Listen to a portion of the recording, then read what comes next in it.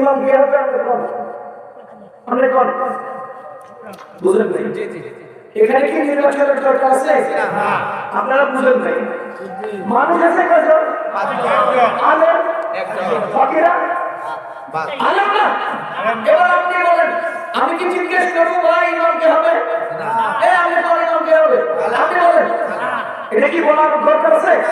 কেন দরকার নাই? কেন তো আলেম না, নির্বাচনের কমিটি আসতেই পারে না। বুঝলেন না? পক্ষান্তরে যদি সবাই আলেম হয়, সবাই হাফেজ হয়, এবার বলবো যে ভাই ইমাম কি হবে?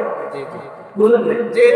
তাহলে সবাই ইমাম হওয়ার যোগ্য, কে ইমাম হবে সেটা ঠিক করবো কি দিয়া?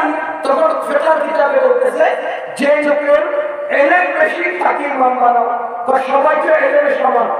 তাহলে যে লোকের